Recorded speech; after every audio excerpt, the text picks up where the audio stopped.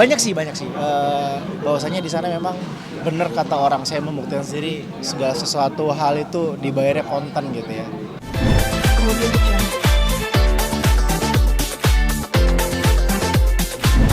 Alhamdulillah, insya Allah semakin insya Allah menjadi mabrur ya, semakin mabrur, umurnya tidak sia-sia dan bisa menjadi menjadi spiritual yang baik lah buat diri saya. Apa? Melihat Ka'bah. Kalau banyak ilmu banyak. Saya jadi tahu, saya selama ini kan hanya mendengar atau mempelajari sejarah Kerasulan, sejarah Nabi. Tapi pada kesempatan kemarin saya benar-benar merasakan langsung tempat di mana mereka benar-benar menjejakkan kakinya gitu. Jadi secara tidak langsung ada rasa batinnya berbeda gitu. Rasanya berbeda, feel-nya berbeda. Ketika selama ini hanya mendengar, sekarang kita justru melihat langsung bagaimana makamnya Rasul, bagaimana tempat-tempat yang dulu sering diinjakan kakinya oleh baginda Rasul gitu kan. Banyak sih. Bahwasanya di sana memang benar kata orang, saya membuktikan sendiri segala sesuatu hal itu dibayarnya kontan gitu ya. Kayak saya saya pernah di suatu malam sekitar jam 11 kita habis belanja, capek kan, terus istri padahal lupa gitu untuk ngambil kartunya, jadi saya harus ke bawah lagi gitu kan, kartu hotel. Kita kan nginep beberapa hari tuh ya kan, jadi otomatis kartu itu tidak akan rusak, tidak ada error biasanya. Nah besoknya nggak nyampe hitungan hari, saya ke atas bareng sama istri, saya ledekin istri, saya bilang begini, lupa lagi dong kartunya biar kakak ke bawah lagi gitu. Pas saya tempelin nggak berfungsi itu kartunya, nggak berfungsi. Itu artinya ketika kita takabur, kita langsung dapat ganjarannya gitu, padahal itu hanya candaan gitu. Dan akhirnya saya harus balik lagi ke bawah untuk ngurusin kartu. Sempat juga saya kehilangan handphone di sana, dan baru dibalikin itu di hari ketiga. Ini cerita yang unik juga nih.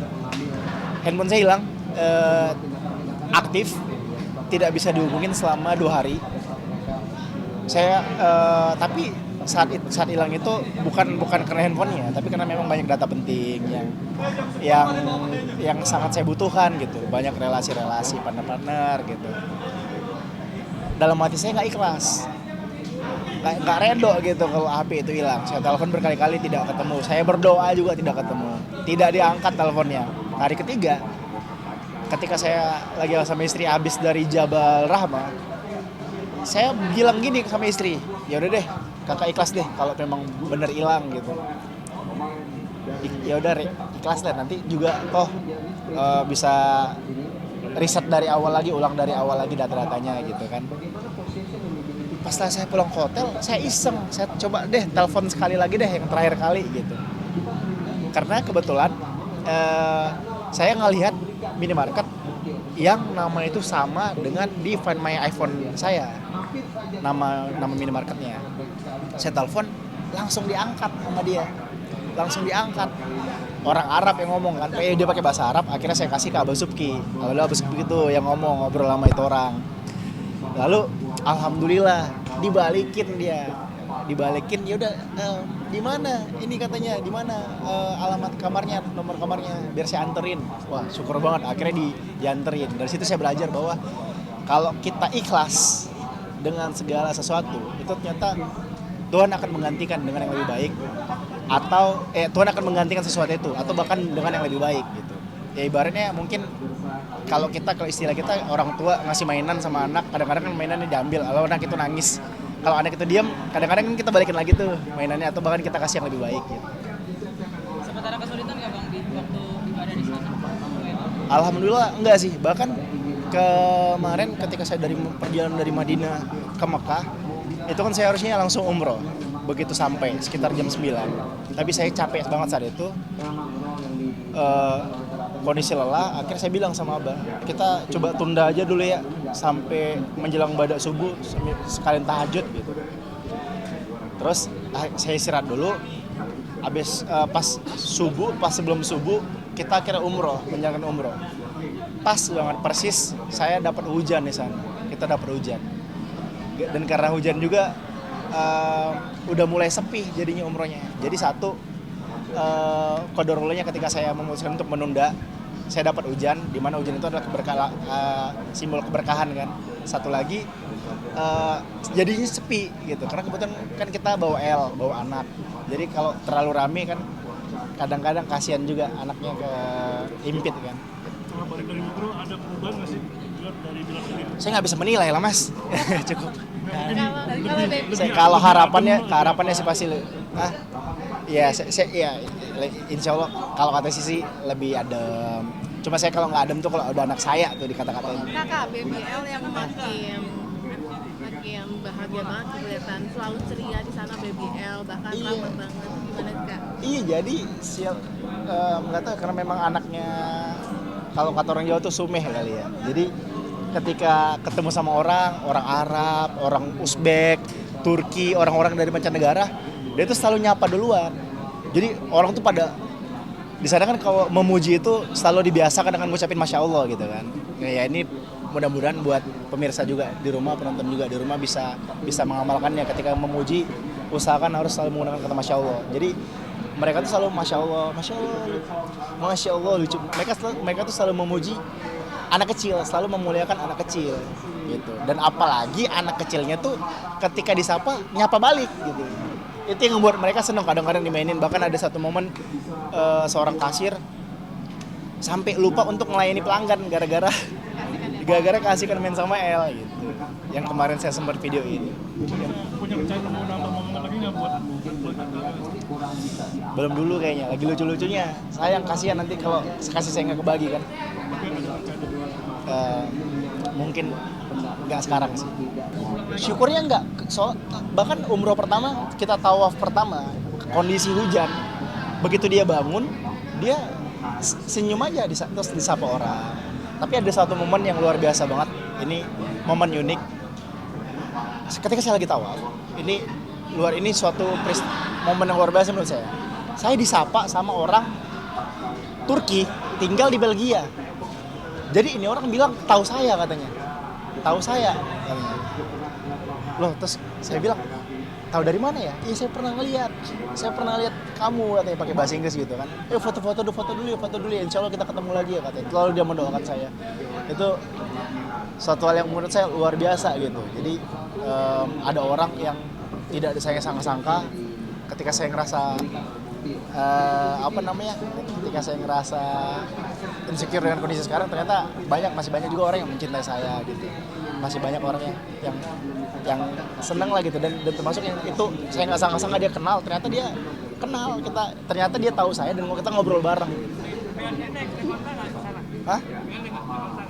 Naik kontak. Untuk foto doang sih ya, El. Karena kontak kan termasuk tinggi juga, takut kita nggak kuat jatuh ke bawah. akhirnya di sana jadi nambah hari ya? Berdua doang, kita doang sama istri naik kontak. Di sana jadi nambah hari? Jadi ekstra nambah hari atau? Iya, karena saya kan ngerasa kurang mengeksplor beberapa tempat wisata dan juga di sana saya merasa lebih tenang. Jadi saya mengajak istri untuk extend. Saya tawarkan, mau extend nggak? Ayo, kalau mau extend biar kakak urus extendnya gitu. Dan ternyata istri juga mau kan.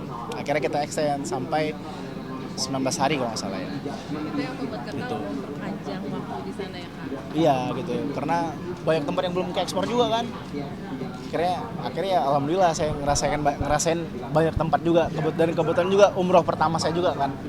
Gitu. Jadi rasanya kurang puas kalau cuma sebentar. Bang, gimana ceritanya asalnya BBL ikut atau juga? Iya, di kemarin saya udah ajarin makan onta deh. Saya ajarin makan onta dari kecil supaya lancar bahasa Arabnya gitu kan. Ternyata nggak ngaruh. Tapi ngedapetin hidayah apa sih Bang? Hah? Di umroh pertama hidayah apa yang didapetin bareng istri? Ya itu satu tadi tentang keikhlasan ya. Jadi ketika kita ikhlas, siapa sangka coba? Ketika saya ikhlas, benar-benar ikhlas, redo nih, hilang nih. ternyata dibalikin sama Tuhan. Tapi ketika hati saya masih ngerasa berontak, masih ngerasa nggak rela, Tuhan belum kasih. Seperti Tuhan seperti menguji saya lah saat itu. Untuk istri ada ngomong dapat hidayah apa, rasa apa di umroh pertama sama kamu? Ya mungkin insya Allah dengan ini sholatnya yang selama ini bolong-bolong bisa diperbaiki lah gitu. Kak, maaf tadi kan kakak sempat bilang insecure ya dengan kondisi itu, makanya maaf yang membuat kakak membuat di Instastory karena kan BBL juga kan Ya bawa-bawa itu. Ya. itu juga yang Itu membuat salah kakak- satunya mungkin. itu yang kakak rasakan dan di sana ngerasa tenang banget ya kak. Ya siapa sih yang nggak tenang yang namanya di rumah Allah gitu. Apalagi bagi kita, bagi saya orang Muslim gitu kan. Itu sebaik-baiknya tempat gitu kan.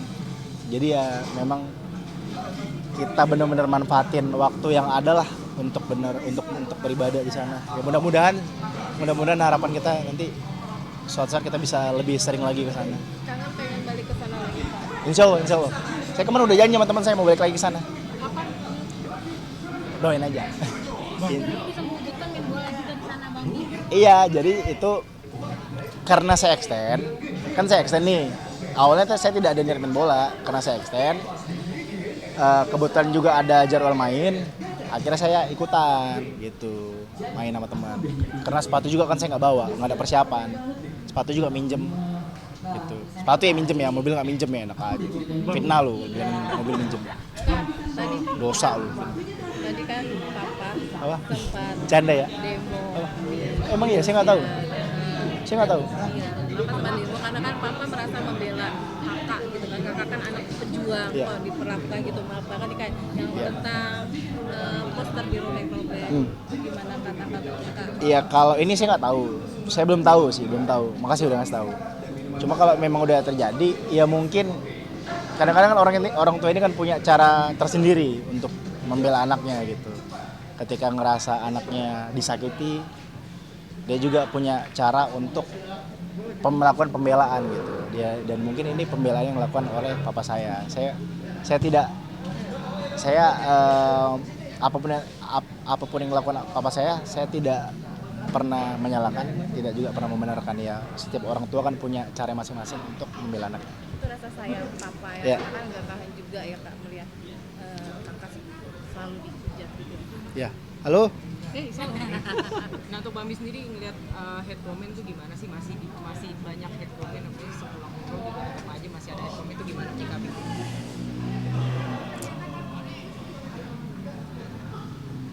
Ya ini apa ya? Orang tuh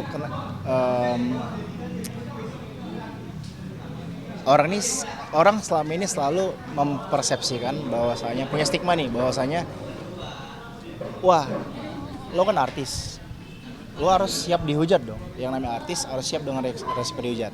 Begini, maksud saya gini, meskipun katakanlah kita artis atau kita dari kalangan siapa, bukan berarti itu menjadikan Anda bisa seenaknya, menjadikan Anda halal nih untuk kami ini dihujat. Bagaimanapun kan kami juga ini perasaan, kami ini juga punya perasaan sama seperti Anda juga. Maksud saya daripada Anda mengotori jari Anda, mengotori hati Anda dengan melakukan hate speech, hate comment, mending kalian lakukan hal-hal positif. Atau kalaupun kalian tidak suka, ya lebih baik disimpan. Kalau kalian ngerasa ada orang, katakanlah public figure, yang tidak sesuai dengan segmen kalian, tidak sesuai dengan seleranya kalian, ya lebih baik tinggalin daripada kalian meninggalkan jejak head comment yang mana itu mengotori hati kalian gitu. Orang-orang yang kadang-kadang orang-orang yang begini adalah orang-orang yang saya yakin kebanyakan ini tidak bahagia dalam kehidupan sehari-harinya. Karena dia begitu membenci dirinya sampai akhirnya menyebarkan kebencian kepada dirinya untuk orang lain gitu. Ya mudah-mudahan lah kedepannya semakin banyak orang yang sadar bahwasanya kalaupun tidak suka lebih baik dipendam. Karena saya juga kadang-kadang malu gitu kan. Masyarakat Indonesia ini kan terkenal supel di dunia nyata. Tapi ketika di sosmed itu berbanding terbalik gitu. berbanding 180 derajat, menjadi orang ibaratnya menjadi orang yang di dunia nyata itu baik, di belakangnya itu keji banget gitu, seperti tidak punya hati. Maksudnya ke depan mudah-mudahan kita bisa seperti di dunia nyata lah, kita menjadi masyarakat yang supel, masyarakat yang ramah. Karena contoh ketika saya umroh kemarin, banyak orang-orang yang di dunia nyata itu baik sekali, ramah, menanyakan kabar, mendoakan yang baik. Tapi begitu di sosmed orang begitu entengnya gitu untuk menghujat. Ya mudah-mudahan kedepannya kita sama-sama belajar untuk menjadi lebih baik lagi lah. Bukan cuma Anda juga pun saya juga pasti banyak kekurangan juga. Dan tapi bukan menjadikan kekurangan saya itu untuk jadi objek hujatan atau hinaan kalian gitu. Tanggapannya pertanyaan netizen yang Biar ada efek jerak. Sebenarnya ini udah pernah saya lakukan dulu. Ini udah pernah saya lakukan. Tapi saat itu kebetulan memang saya tidak mempost. Saya tidak tega saat itu. Gitu. Tapi kalaupun nanti once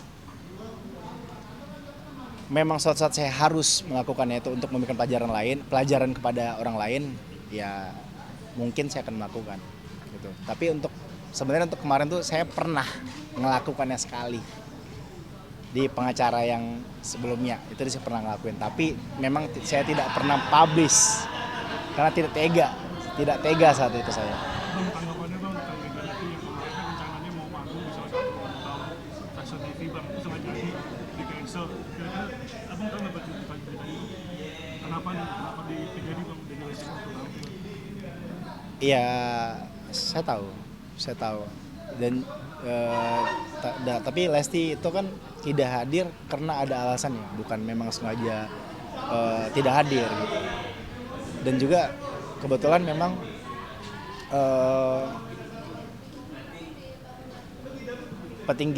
salah satu petinggi TV juga ada yang mengecat saya lah gitu.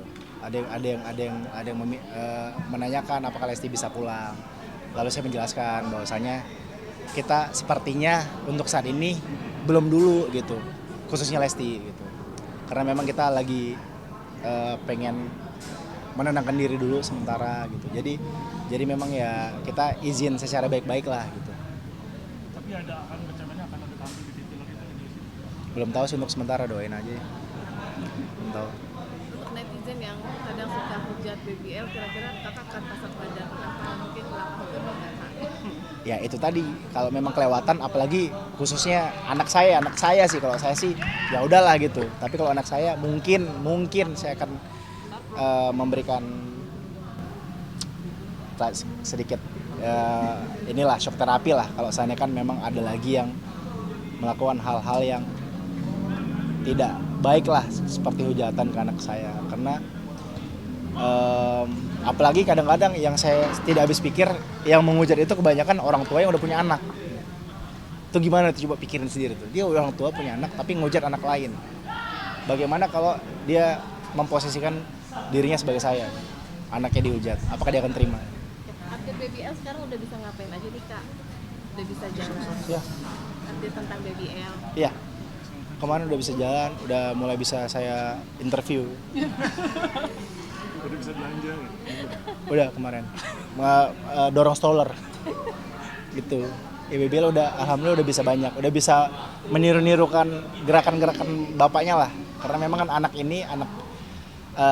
ini kan biasa mencontoh tindakan bapaknya, mencontoh perilaku bapaknya. Jadi kebanyakan memang si L ini meniru apa yang saya lakukan.